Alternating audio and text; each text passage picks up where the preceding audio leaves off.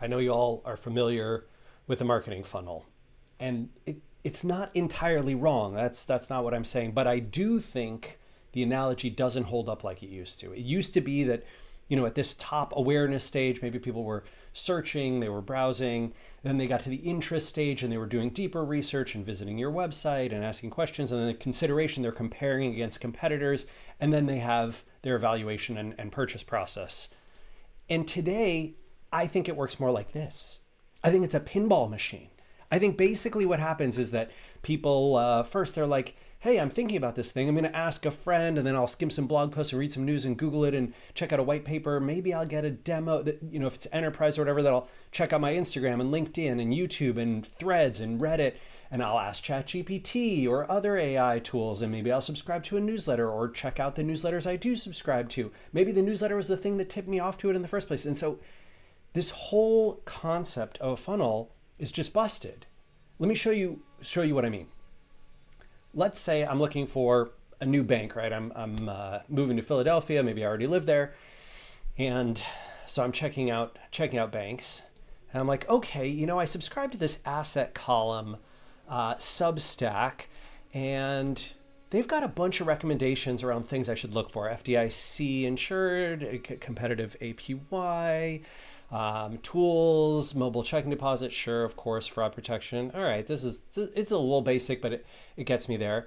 So then, since I did the sleep out personally in Philadelphia recently at the Citizens Bank Park, which is like where the Philadelphia Phillies baseball team plays, I'm going to check them out. So I go and check out Citizens Bank interest rate.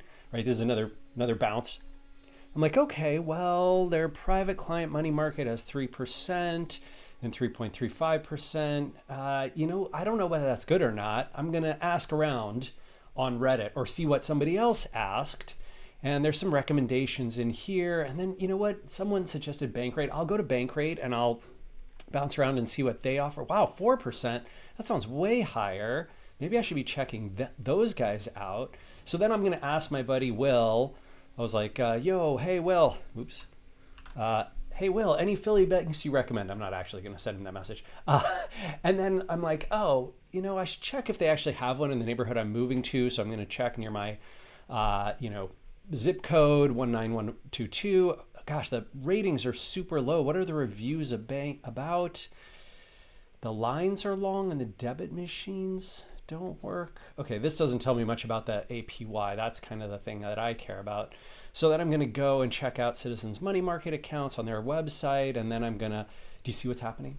Do you see what's happening, right? Like I am bouncing and bouncing and bouncing, and the process is wild. The process is absolutely crazy. Understanding this concept that human beings do not behave in the clean funnel sense that you want, and that you can't just choose a couple of channels. You need to be in the places that your audience pays attention, right? And so, this is what SparkToro focuses on. So I look for like Philadelphia area high rate bank deposit seekers.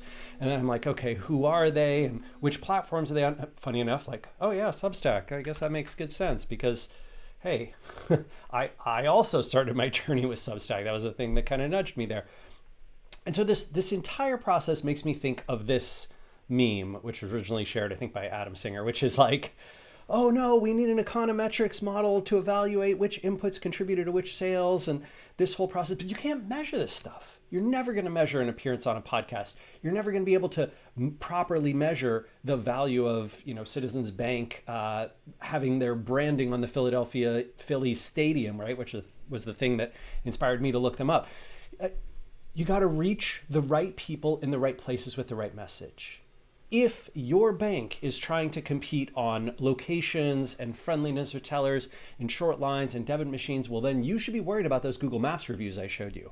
And if instead you're like, no, I'm targeting these high interest seekers, well, then you should be in these places like Substack and potentially Twitter and probably on YouTube and in Reddit. And you should make sure that in the personal finance subreddit, which it suggests is a high affinity one, that you're present in that place. And you should be pushing that same message over and over again, which is not, whatever, short lines and debit card machines, but is instead high yield savings accounts, high yield money market accounts. And those messages in the places that your audience actually pays attention is the new way to do this old funnel methodology. Like this system has transformed into this system, this pinball methodology. And marketers, I think we have to catch up by putting the right message in the right place for the right audience.